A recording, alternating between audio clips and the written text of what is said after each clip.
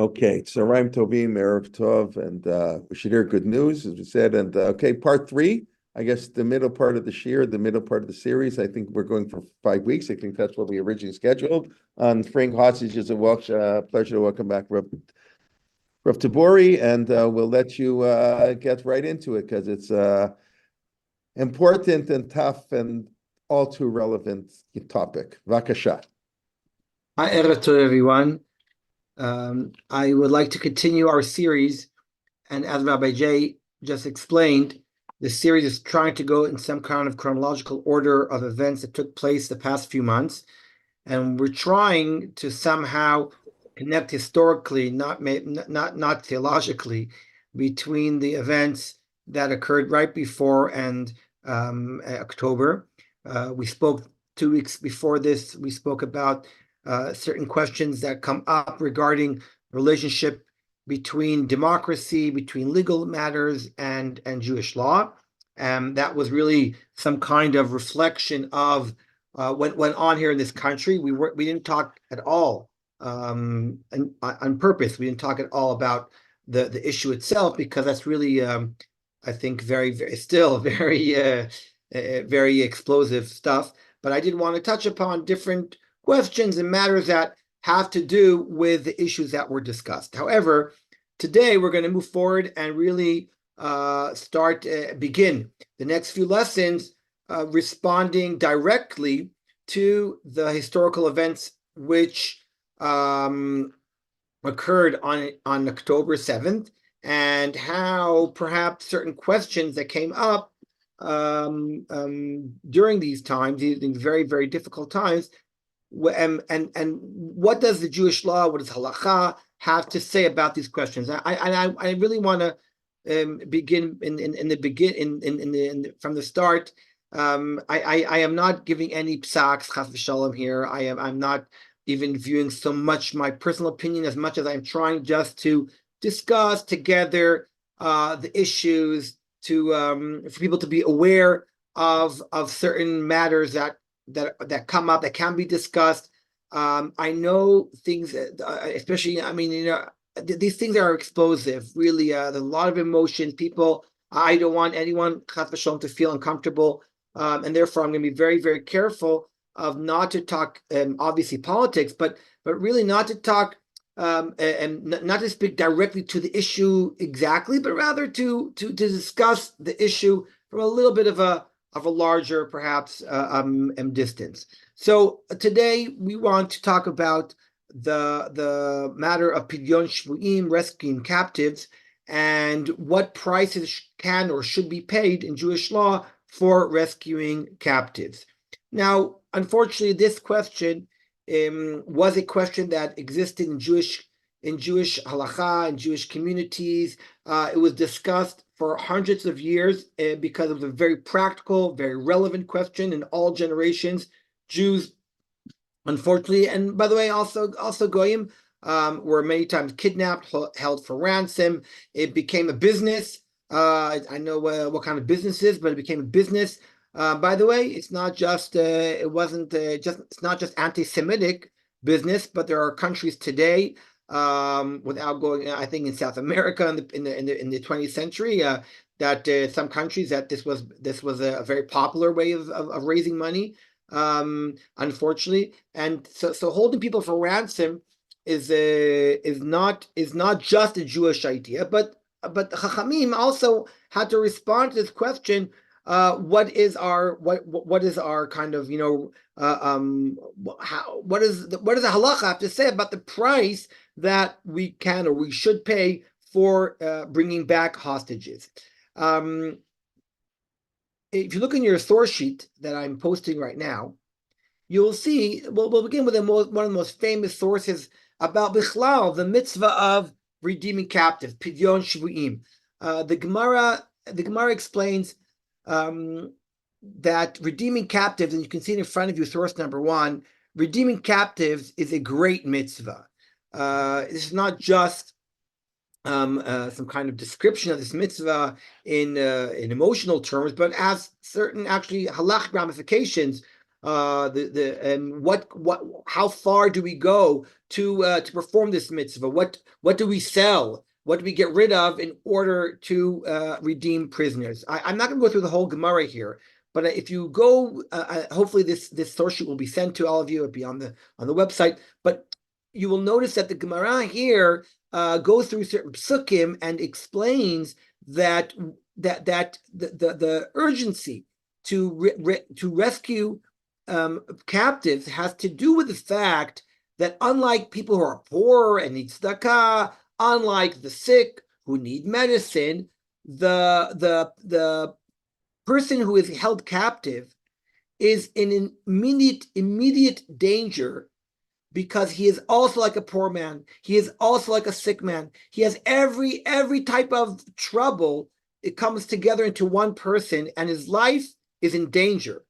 And therefore, redeeming him, the Gemara concludes, is one of the greatest mitzvot, if not one of the greatest, if not the greatest mitzvah that one can perform in the area of chesed, is to redeem the captives. And we see this in Gemarot, by the way. The Gemara talks about this in Bava Batra and other places of how far we can do by selling Sefer Torah, maybe. The Gemara really explains. The Gemara talks about receiving tzedakah from goyim, because that's something that we usually do not do. Pidyon shvuim, redeeming captives, is surely a very important mitzvah.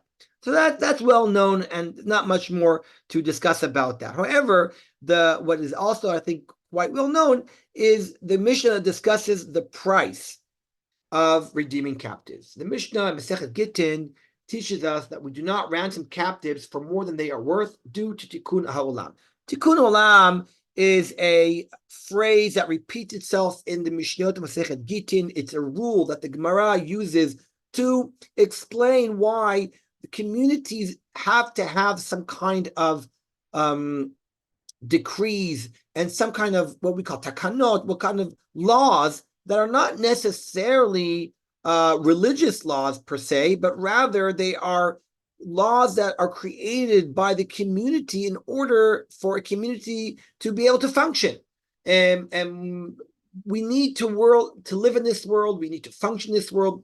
We have other people in this world besides us. The Jewish people have the non-Jews in their community living around them. We have other matters that we have to take into account when we want to behave in a certain way. We must take into account other factors. And Tikkun Olam is a halachic phrase, halachic term that the Gemara uses to introduce certain decrees of how we have to live as a community. And amongst them, the Gemara teaches us that we do not pay more than they are worth. Now this is by the way, the Gemara also mentions we do not help captives escape due to Tikkun Olam.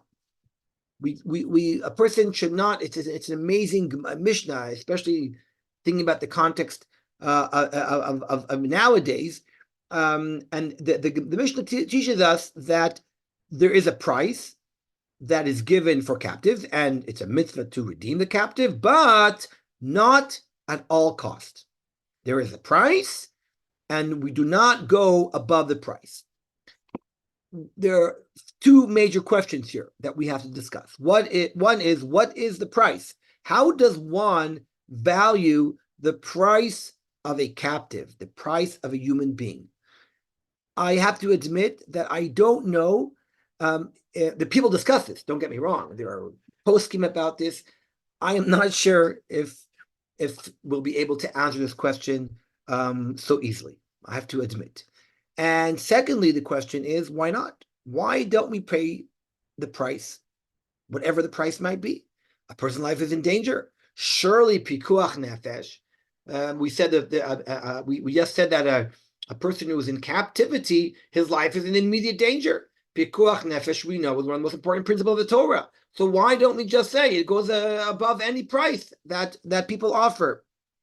I'm saying this because I assume people are hearing this in my voice, right? There are certain voices today, and I will get to it. Obviously, I'll get to our days. There are certain people that are using the same phrase, right? At all price. I've heard people say this on the Israeli news, on the Israeli radio, on the media. They're saying, whatever price is, we need to get our captives back. People used that exact phrase. So Obviously, like I said, this is a very tense, very emotional, dramatic subject. Once we automatically remind ourselves of what's happening right around the corner here in Israel. So I want to be careful about this, and I hope that no one from our discussion, I will talk about Gaza and what's happening today, but please don't necessarily cut and paste what I'm saying right now until I actually say it to the situation of now.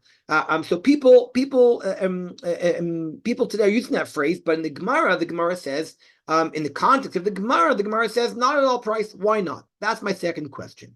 So if you go back to the source sheet, you will see that the Gemara asks the second question. The Gemara asked, why not? Why don't we pay the full price? And the Gemara suggests two possibilities that are very different. One suggestion is that we are concerned, you can see in source number 3, we are concerned that because of the burden of the community, we are concerned of the price that of the money that will be taken from the community will destroy community. I mean, if a small community is told to held ransom by one member of the community, and they are told to empty all their bank accounts, everything goes there, and they'll be penniless, and so this will really destroy community. Or, however, the Gemara suggests a different possibility, which is perhaps because the reason is we are concerned that this will encourage them to continue doing it even more. The Gemara discusses these possibilities. For example, the Gemara says, come here about an incident that will answer our question. Levi, the son of Darga, ransomed his daughter for 13,000 gold dinars of his own money. Right? This is an amazing amount of money. So you see that perhaps this proves that it's all about not being a burden on the community, because the Chachamim as if allow this man to give such amounts of money because it didn't follow the community. But if you understand that the problem is because we don't want to encourage this to happen again, the Chachamim would have discouraged this man from redeeming his daughter.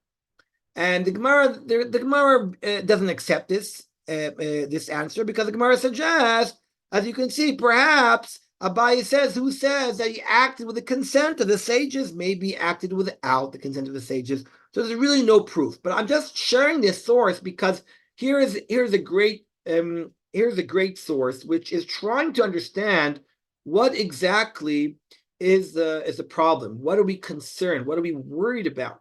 And the truth is that this discussion has many, many ramifications. The Gemara, for example, suggests that a person is allowed to redeem themselves for any cost. If a person wants to, we will get to soldiers, please. Yes. We will get to, we're only in the beginning right now, right? The Chachamim say, the rabbis teach us that if a person wants to redeem himself, he can redeem himself, even if it's the millions, it's his money, he can do whatever he wants to. Perhaps that can prove one of the sides, or not. You can argue whether or not this would prove it. The Gemara discusses what price would a man have to pay for his wife to be redeemed. When we sign ketubot today, we write everything in Aramaic, perhaps because we don't want we do it because that was the language spoken then. But the problem is that many people don't always understand the ketubah. But one of the Tzna'ei ketubah, that's not in the ketubah actually, but the Rambam mentions the conditions of the ketubah is that a husband has to redeem his wife in the case where lo aleinu, she's taken into captivity, and he must perhaps pay a price that is beyond what is normal and accepted. Here again, people argue whether or not this would be an indication for the discussion that we just had now. How far can we go? And what is the reason? It seems, by the way, that the Shulchan Aruch, the poskim, actually argue that even for your own wife, there is a cap. you cannot just pay any source. So it seems that the concern really is about encouraging the goyim in this case to continue kidnapping Jews and holding them for ransom. That seems to be the main concern. I just want to mention in this context that, as I said before, there is a discussion of how does one measure the price of what's normal, what's accepted. So some people talk about slaves, the price of slaves. That's something that's very hard for us to imagine today. How would we? Maybe then, hundreds of years ago, they could speak like that. They could use the idea of a slave, but really, in our world, how could one even think of what the value? If we would really use this principle, how would we interpret it? How would we translate it into our world today? What is the value? What's the going rate of a captive? I mean, can you imagine such a thing? So it could very well be that the answer would be, if chas v'sholom we have this kind of situation, it would be we would have to look what's going on in the world. We would go to, I don't know, Colombia or Mexico, places where if I'm not mistaken, lo aleinu, holding people for ransom is more popular. Maybe we do a survey and see what is the going rate. I mean, I know it sounds crazy, but perhaps we would have to use more modern terms if we would really go by this. Until now, we discussed a sugya in Masechet Gittin, and the Rishonim discuss this question. They argue about it. But I want to make sure that everyone is aware that we are talking about a situation in which bandits, pirates, kidnap a Jew and hold them for ransom. We are going to see in a few minutes that perhaps when we talk about war, things are very different. Before we get to there, I want to move from this kind of case, this type of case, to war by discussing a very sensitive case which comes up in the Gemara, which is not so simple. The Gemara tells us a story. I'm going to skip there's a story in source number 5. You can see it in front of you. The Gemara tells us the following: the rabbis taught it once happened that Rabbi Yehoshua, the son of Hananiah, was traveling to a great city in Rome. They said to him, "There is a baby in the prison who has beautiful eyes, a good-looking young guy." Rabbi Yehoshua went by the prison and said, he used certain words to try to understand who this is. This man Shei Shlomenu, who was in jail. He tried, they say that of Herzog, after the Holocaust, when he went looking for Jewish kids, he went into these monasteries and he yelled out Shema Yisrael. He made a bracha or whatever to see if these kids are Jews. And in a similar way, Rabbi Yehoshua tried to figure out who this person is, and he realized that this person is a Ben Torah, is a firm Jew. And he goes, I'm certain that he will teach, that this guy, this captive, is I swear by the temple service that I will not move from here until I've redeemed him for whatever amount of money they demand. Wow. See that expression? That expression is going exactly against our Gemara. By the way, the Gemara says that this boy in captivity was Rabbi Shmuel, son of Elisha, the famous Kohen Gadol of Beit Sheni, who's mentioned many different places. We're not going to go into that right now, but this story seems to be very problematic as it goes directly against the Gemara. He announced from the beginning that he's willing to negotiate and pay whatever price they have to pay. And right away, which is very expected, the Rishonim point out the contradiction between this story and the Gemara in Gittin. In source number 6, you can see the Tosfot in Gittin, who questions what's going on here. The Gemara suggests two possibilities. One is because the baby possessed great wisdom. Wow, we'll see that in a second. The other answer is during the destruction of the temple, we do not want to encourage them to capture, was not enforced. So the second answer means that this really wasn't a concern, that this was there was no custom of kidnapping and ransoming kids at the point. Redeeming at any amount of money was not a concern that this would bring more kids to be held ransom. Okay, it's a technical answer. It's an important one because it means, according to Tosfot, that in times when we're not concerned or worried that people will be kidnapped, and by redeeming our prisoners, there'll be somehow a rise in kidnappings, then we're allowed to pay any amount of money. It's important psak. However, the first answer, I think in today's world, is not such a simple answer. It's basically saying, well, there's depends who. Certain people have more value. In this case, a Talmid Chacham. We don't stick to the rule with him. Really, for normal people, we pay. We have a cap, but for Talmidei Chachamim, there's no limit. This opinion of Tosfot,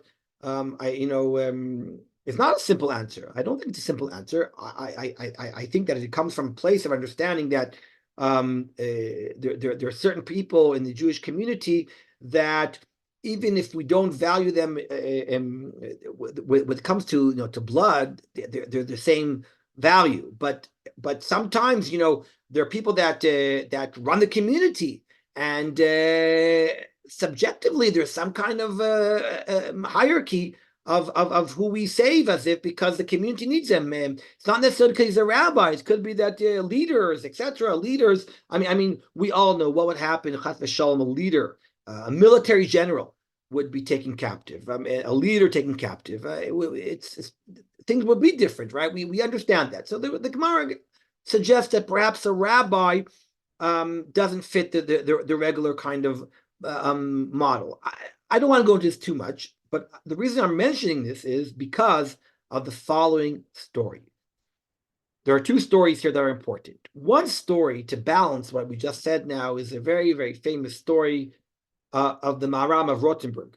Maharam of Rothenburg, or Meir ben Baruch, who lived in the 12th century, one of the most important Rishonim of Ashkenaz, of Germany, was put in prison. By the way, there scholars today, academics today suggest that the reason why he was put into captivity was because he, with his family and a bunch of others, tried to escape Germany and make his way to Eretz Yisrael. At the time, there was a decree that Jews were not allowed to leave. We can't win. Either we're expelled or we can't leave. It's just whatever. But he broke the decree and sneaked out. He was caught by some mummer, some Jew, of course, who told on him to the authorities, and he was put into jail. And we know that he wrote Sfarim from jail. We have his commentaries in which he writes. We know from the prison he writes. I'm in prison right now. He writes in his writing. The Jewish community, of course, wanted to pay the ransom and to free Maharam of Rothenburg. We have to understand, by the way, that even till today, the Maharam of Rothenburg is considered to be one of the most important poskim in Jewish history. Many of his rules are the basis of the Ramah in the Shulchan Aruch of Ashkenaz Psak. It really was very important. Now, using the source that we just mentioned, surely one could argue that the Jewish community should pay any price to free the Maharam. The famous legend and story, and I do want to go into. There are arguments about how the story happened, the details. If people are interested, I'm happy to talk about another time. It's fascinating to understand exactly how people describe the story from what what the context was and what they say about it. But the famous kind of story that we all were brought up on was, and it's an important narrative, is that the Maharam Rothenberg refused to be freed from prison, and he died in prison. He died in prison because he refused to be redeemed. And it's not hard to understand that he was concerned. He was concerned with what the Gemara suggests, is that this would encourage others, or perhaps the burden of the community. And he did not rule, right, for himself the psak of the Tosfot, that for rabbis there is no price. For himself, it was a big kiddush Hashem. I think the story that he refused to be redeemed, and he died in jail. I say that for two reasons. A, because it's important to know that, Chas v'shalom, rabbis did not in history use this kind of psak, and just because that would really be sound as it would feel a bit uncomfortable, I think, to all of us. So it's important, A, to know that, and B, it's important to know that the Maharam's psak is basically teaching us a very important principle, which is not at all cost. Someone just mentioned, yes, they paid money to get his body back. That is correct. That is correct. That they paid money to get his body back, but that's a really a different question, which I don't want to go into right now. What's important here is that the Maharam's psak basically means that not at all, we don't redeem prisoners for automatically for any price. The second reason why I brought this story is for another story. During the 70s, there unfortunately were many stories of hijackings of Israeli planes, not just Israeli planes, but also foreign planes. Everyone knows, of course, about the Entebbe operation, the Air France 139 plane that was hijacked, taken to Uganda, to Entebbe, and we all know how Israel freed the prisoners there in a heroic mission.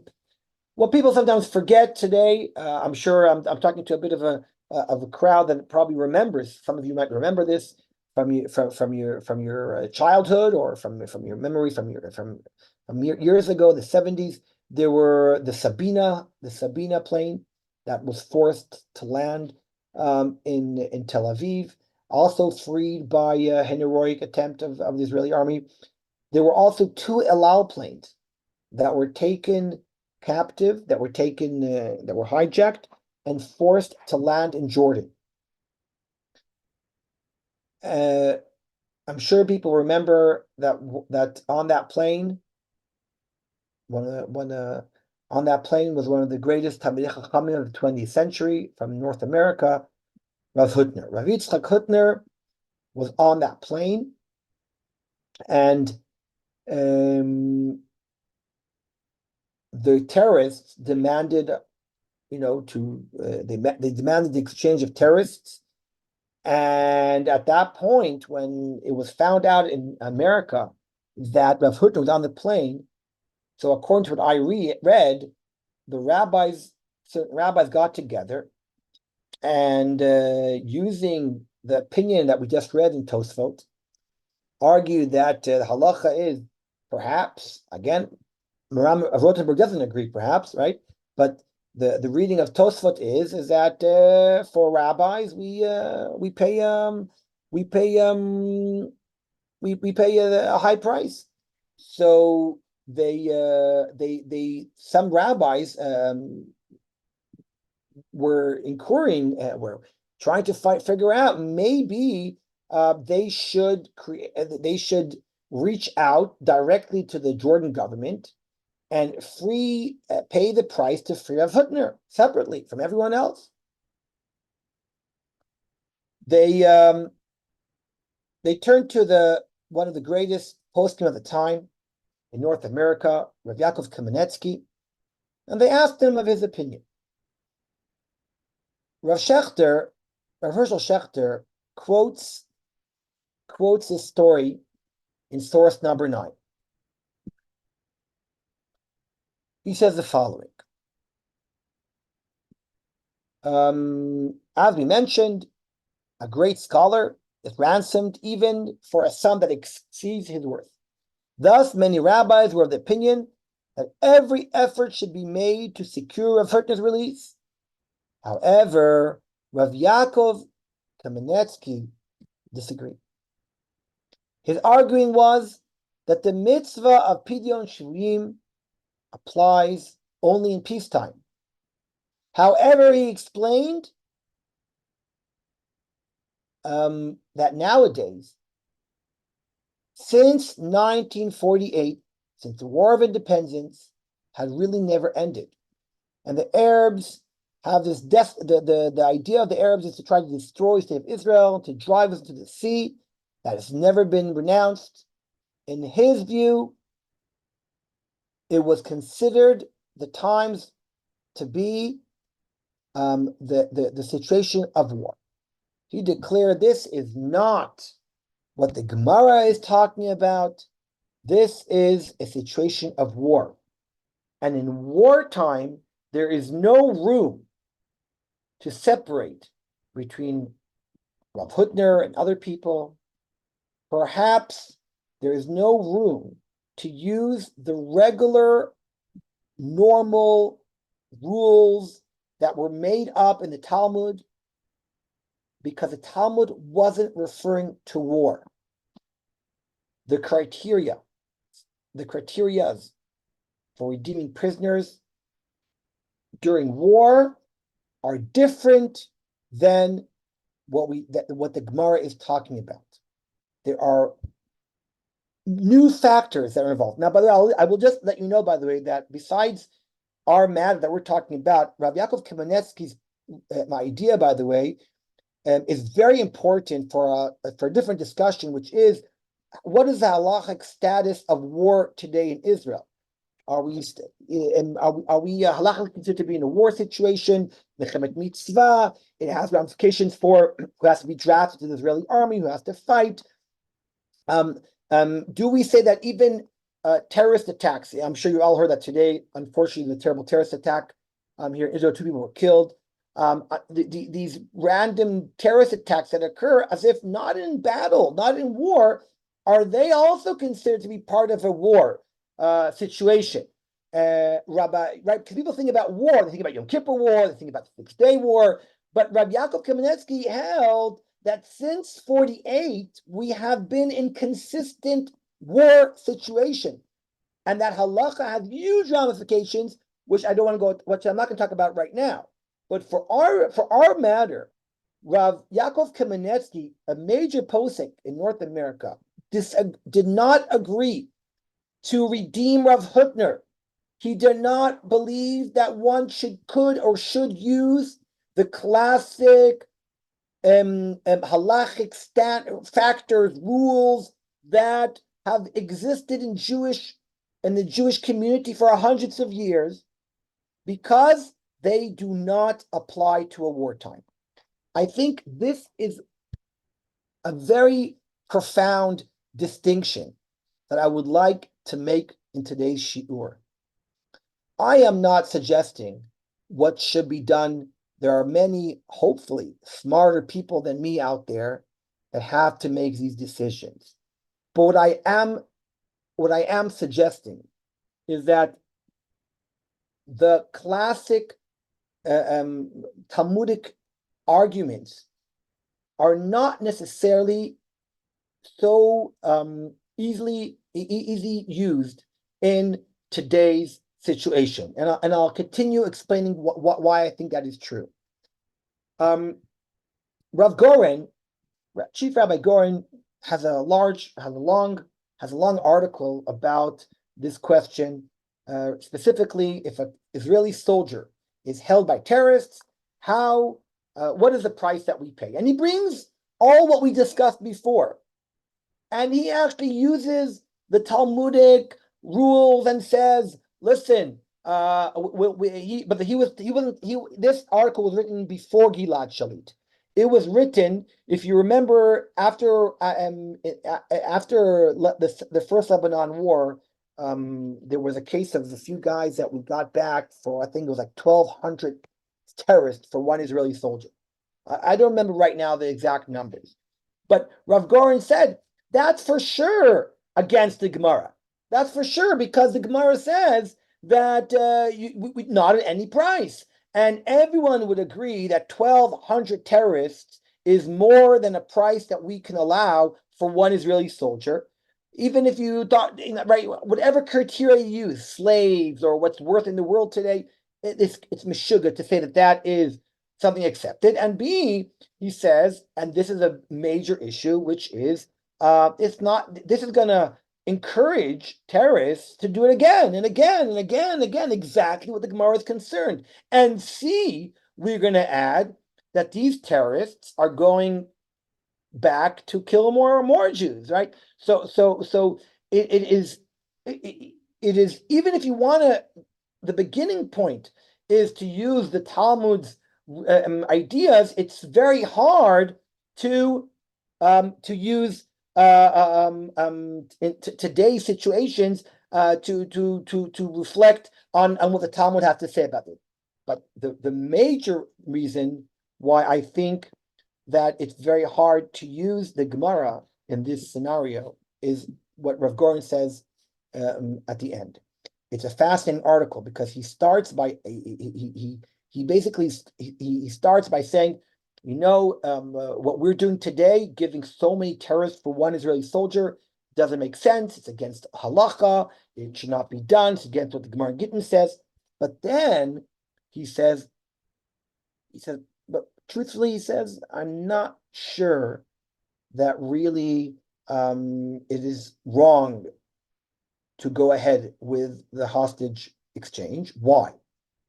He says, because the Gemara was talking about when bandits, pirates, choose to hold a Jew ransom in captivity. It's their choice, as if who they choose. They have their reasons for choosing who they want to choose. And that's how they decide who's going to be held captive. However, when an Israeli soldier is held captive, he is not just a random individual who is chosen by the bandits. He is our representative. He represents each and every one of us who send him to wear the Israeli uniform. And therefore, said Rav Goren, we have a direct responsibility, which does not exist in the Talmudic times, to go perhaps well and beyond the regular price in order to redeem him. So it's fascinating because Rav Goren on one hand says that if we would use the Gemara's criteria nowadays, we would argue that we are paying too much and we shouldn't go ahead with the exchange. However, he suggests for other reasons, maybe yes, because it's not just a random as if Jew, right? Not that the Jew is random, but it's not a random Jew chosen by the people. It is our representative. We send him there. We have to bring him back. I think that if what we're saying is true, and I hardly believe it is, then I again want to argue that it's very difficult to use the Gemara in Gittin, the sugyot of the Rishonim, very hard to use them as our kind of blueprint, as our as our sources, whether or not today we should go forward with prisoner exchanges, because as I said, it's very, very different. Which leads me to the following idea, which I really want to share with everyone. I'm just warming up here. This was just introduction. Now we're getting to the real shir now.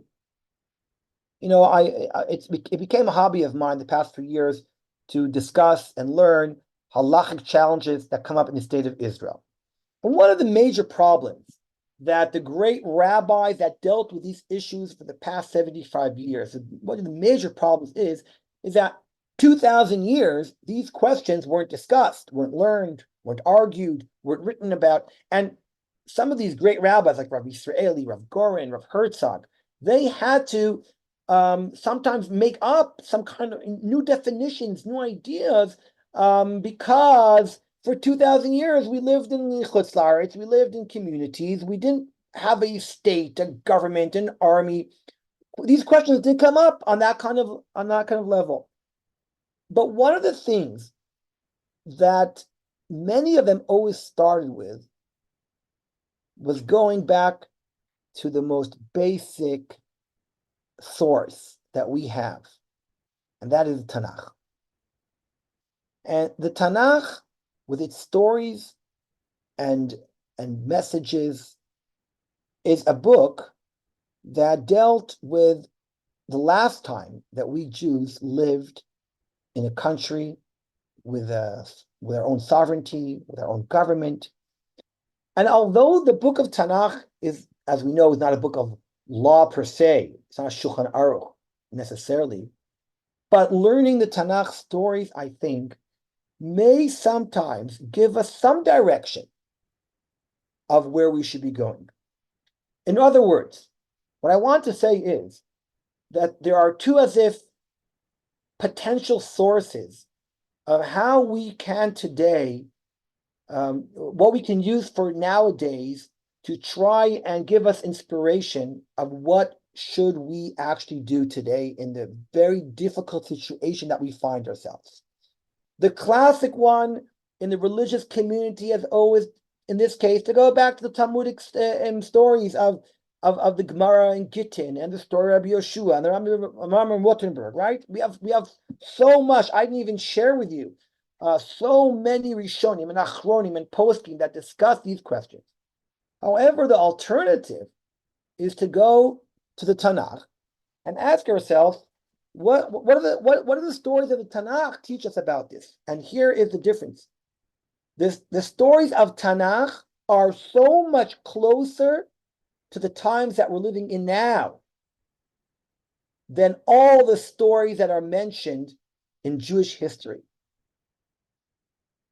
In Jewish history, I'm not a historian, so I can't say for sure, but almost all the stories that we know of were really about communities, about individuals who were held ransom for money. It was not even such I know it sounds crazy, it wasn't always anti-Semitic per se. Goyim were held ransom. It was a business. But this idea of where we find ourselves today in the state of Israel, having this crazy, unbelievable, terrible, tragic situation where we have our brothers and sisters being held by terrorists, is that really, are we saying that the Mishnah Gittin, the Mishnayot, the Gemarot, are talking about those scenarios? I think that if we open the Tanakh, we will find that the stories of Tanakh are much more connected to what's happening today here in Israel. Let's start with the first story of a Jew being held captive. He wasn't necessarily a Jew. In Sefer Bereshit, Perek Yudalid, we read about how Lot, the nephew of Avram, is taken captive.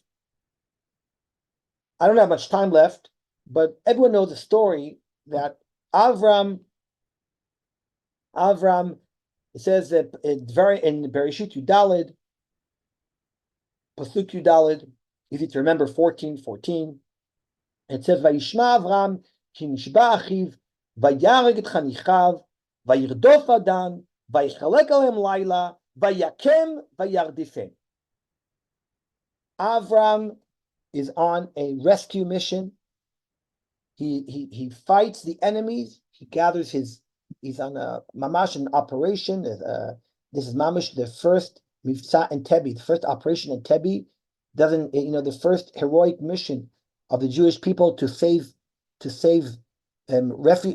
prisoners is not in 1976.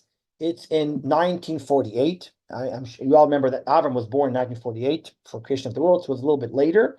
but it was somewhere there in Sefer Bereshit. Avram gathers his troops and rescues Lot. No negotiations, no peace deals. He goes and fights the enemy. Let's continue. In Sefer Bereshit, in Parashat Vayishlach, I don't want to go into this too much. First of all, we don't have much time, but B, this can get really a little bit emotional and out of control. But I have to mention that the famous or infamous story of Sefer Bereshit, which seems to remind me, I think many of us, a little bit what's going on here in Israel. Yaakov and his sons are living in Israel, and his daughter Dinah is raped and taken captive. And then the negotiations begin. Notice the negotiations begin as if this is like a business deal. They're holding onto Yaakov's daughter. She's being raped. Who knows if she's being raped that moment when they're negotiating? And they're talking as if a business deal, as if it's, it's okay. This is normal. What are you going to give us? We'll give you. While they're holding a gun to Yaakov's daughter. Well, we know the trick of Shimon Velevi, and we know that they killed all the people of Shechem, and Yaakov is very upset at them. There's a lot to discuss here, a lot to talk about here. And as I said before, I'm not here right now to say right or wrong, what we should do, what we shouldn't do. It's interesting, right, that Yaakov and Shimon Velevi have an argument. Who was right, who was wrong? The Mefarshim, the famous commentators, argue what was right, what was wrong. The Rambam, Maimonides, says that Shimon and Levi were correct in what they did. Why? Because the people of Shechem were all as if into this. They were part of it. In what sense? They didn't rape her. They didn't kill. They didn't. Why? They didn't hold her captive. But the Rambam explains because by allowing this to happen as a society, by not making sure that that the people that did this crime should be sentenced, be put in jail. When a society allows atrocities to happen, and people stand by and allow it to happen, they are part of it. That's a very powerful Rambam, by the way, Maimonides. The Ramban disagrees for other reasons. I'm not going to go to all the discussion right now, but I will tell you that Rav Yaakov Meidan, I'm sure you all heard of, many years ago, wrote his commentary on this story. I'm going to share it with you right now because I think it's quite relevant for nowadays. Rav Yaakov Meidan, in source number 13, says the following: as part of their attempt to rescue their sister, they kill every adult male. What this appears to mean is that they kill all the available fighters in Shechem. Any male who could raise his sword against them is killed. Look what he says here. He says, Shimon Velevi planned a rescue operation. And he said, this is what happens in a rescue operation. Innocents are killed as collateral damage. In modern terms, the people of Shechem should be considered a non-combatant population that cooperates with and protects the enemy. These are people whom the army fighting the enemy does not want to kill, but is ready to kill in order to rescue its people from clear danger. I'm going to let your imagination run with that, but I think it's a very powerful story. If you ask me, right, what source do I prefer to use? And I don't have again, there's a lot to discuss here, but am I going to the Gemara in Gittin, or do I go to Bereshit? I feel that the story of Bereshit and Shem is much more meaningful and powerful to be discussed and learned in the context of what's happening today. Because the Tanakh was the last time that we dealt with real questions of a country, of a Medina, of an army.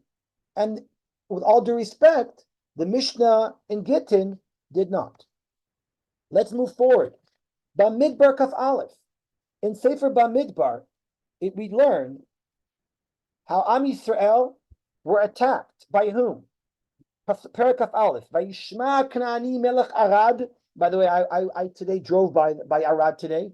Tel Arad, for those who know where that is. So it says here that the king of Melech Arad, and by the way, Rashi points out that these are the Amalekis.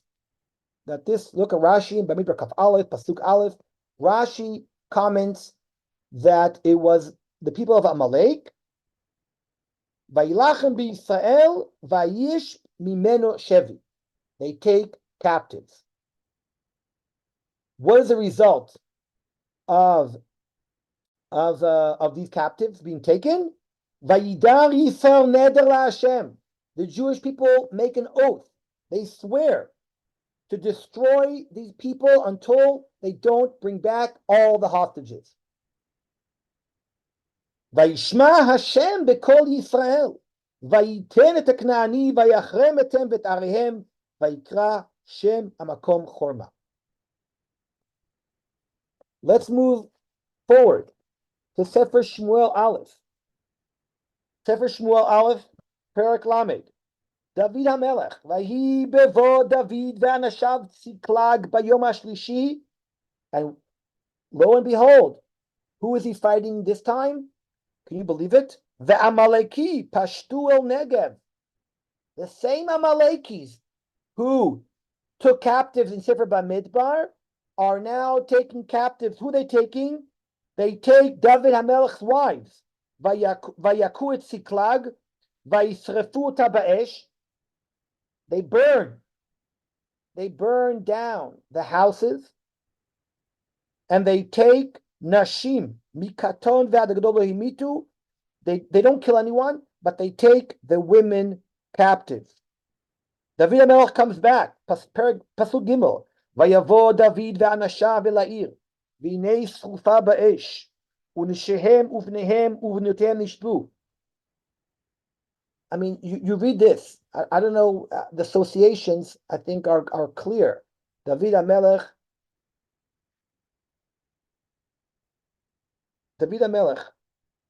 goes in the Negev, in the south of Israel, comes back and sees his homes burned, and the children and the women are taken captive. It's a very interesting expression. The Tanakh teaches us they started crying, they started wailing. I mean, it's interesting. Why is that important to know, right? You can, every time there's a tragedy, because it even says here, they don't have any more strength to cry. They cried so much, they couldn't cry anymore. The tragedy was so great. I'll tell you, everyone, you read these psukim, I don't know, a shiver goes down my back when I read these psukim. Now listen to this. What do the people want to do? They wanted to kill David. They were so upset at whom? At David. Because they felt he was responsible. It was his responsibility to protect the women and children, and he didn't do his duty, and their anger was at him. And of course, we all know that Vayishal David ba'Hashem lemor erdof achrei hagdud hazeh ha'asigeno vayomer lo redof ki aseg tasig vehatzel tasig. David HaMelech, like Avraham, like Levi and Shimon, like Bnei Yisrael in Bamidbar Kaf Aleph, that you see there is a certain model that appears again and again in all these four stories, that they go to battle, they go to war to rescue the captives. Now, these models obviously are very different than the Talmud. The Talmud doesn't talk about battle. The Gemara doesn't talk about going to war. It doesn't talk about negotiating ransom and paying money. It talks about freeing the captives with strength, with courage, in the physical sense. Now, again, I am not voicing my opinion what to do right now. Negotiations, not negotiations, what the price is. I leave that to the army and to the government, right or wrong. I'm sure everyone sitting here this year has their opinions and what they think, and I am no better than anyone else to voice my opinions because but I think that what is interesting, and that's my only real observation tonight is that when we living in Israel today, in the state of Israel, when we find ourselves in these really terrible situations, I think that it's quite important to not necessarily run to the classic sources always, which we've always done in the rabbinical literature. In this case, I think we should be also inspired at the biblical stories. They have a lot to teach us. They are much more practical or relevant to our days rather than the stories that occurred even in the last century when we didn't have a country, when we didn't have a state. All the halachic discussions then were about communities, were about individuals. They were not about acts of war. And Rabbi Yaakov Kamenetsky, as I said before, made that clear distinction in 1970s when he explained that we cannot use the classic Gemara and Tosfot to separate Rav Hutner from everyone else, because in war, the rules are different.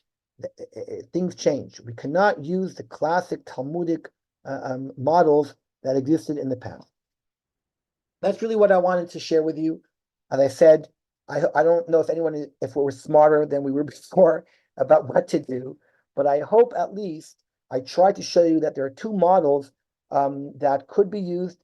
And I want us maybe to think a little bit about looking at the Tanakh more as not just like the good book that we read for about the past, but many times we could learn from it perhaps ideas for the now of where we are right now. We have 3 more minutes left, and I'm happy to open the floor to questions, comments that people have. Bakasha.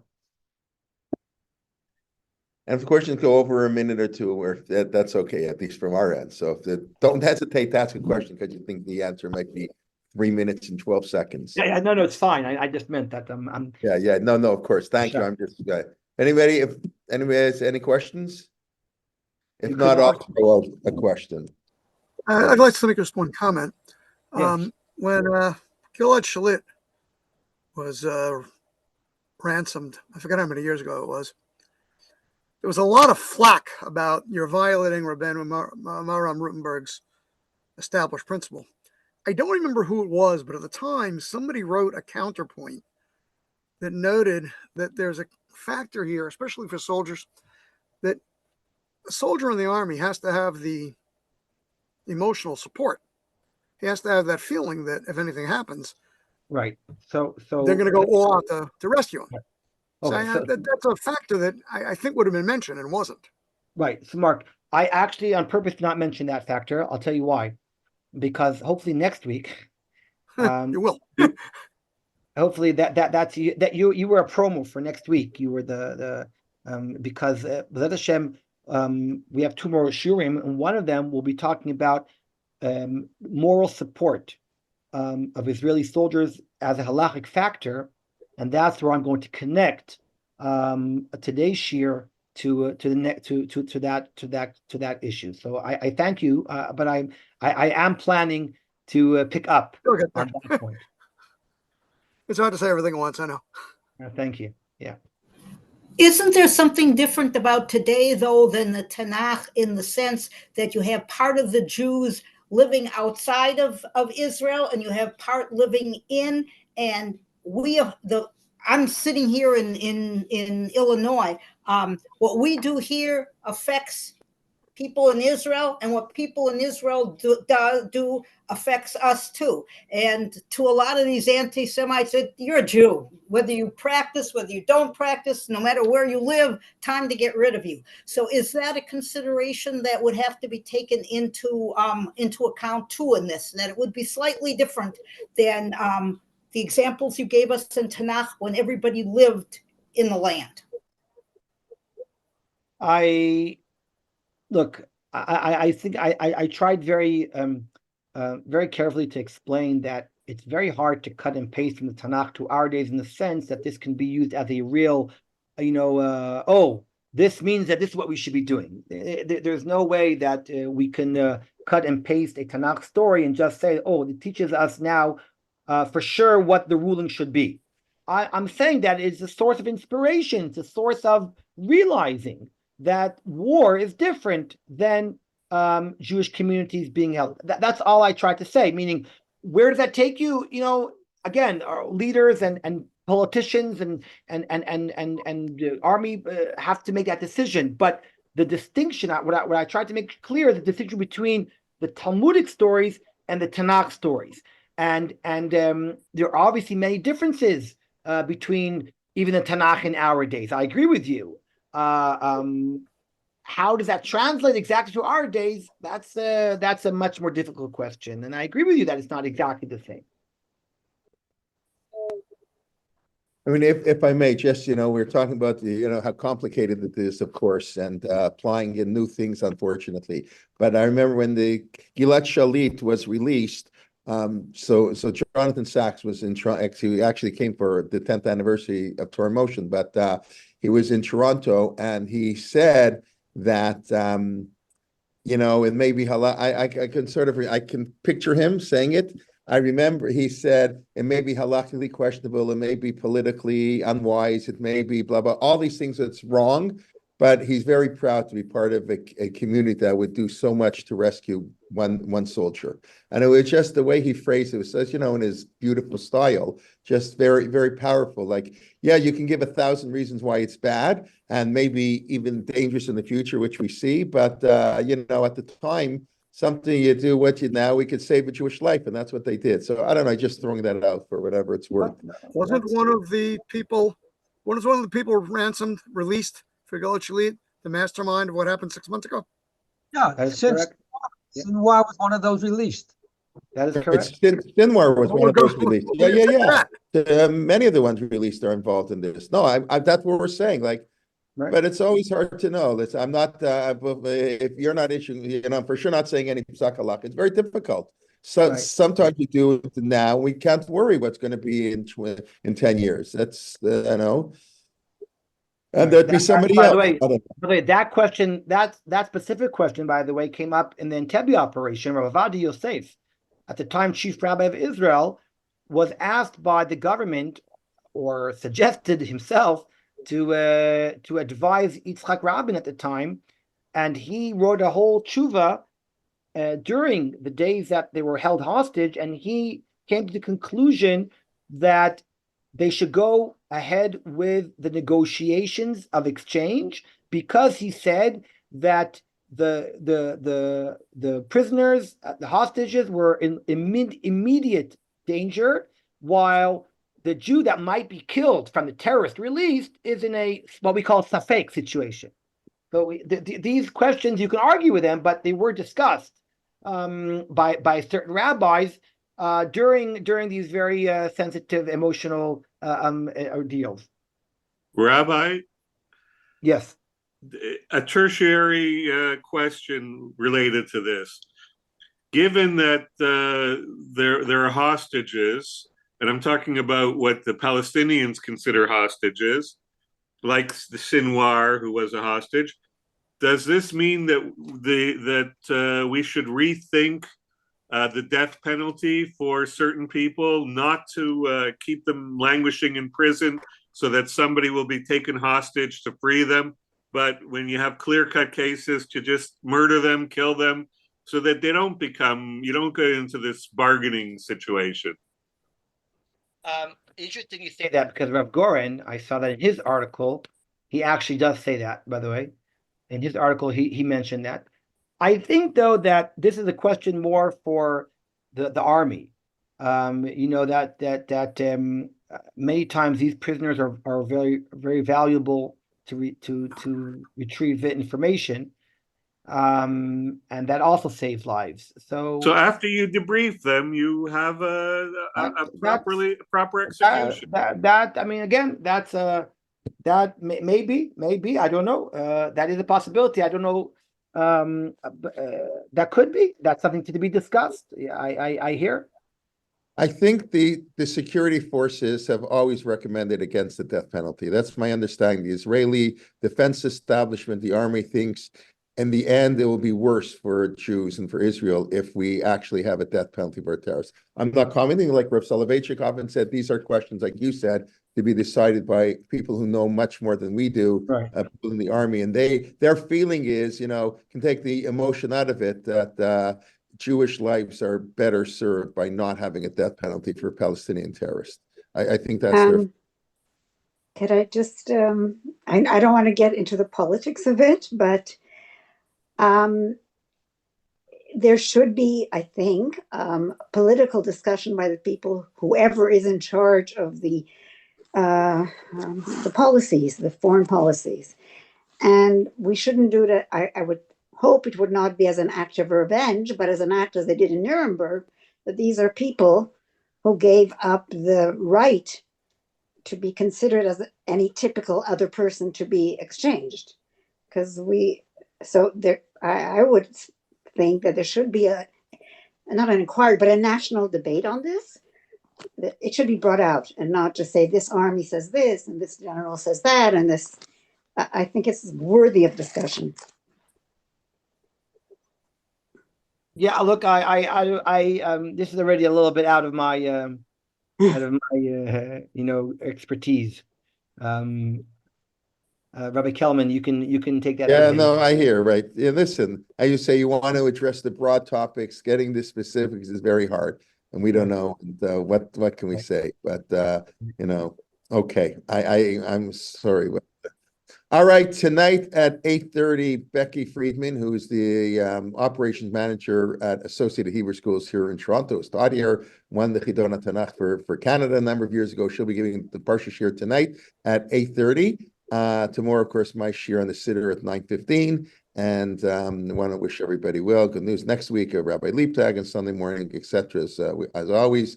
And we should hear good news, and everybody should be well. And please invite a friend to join a class. Okay. Be well, everybody.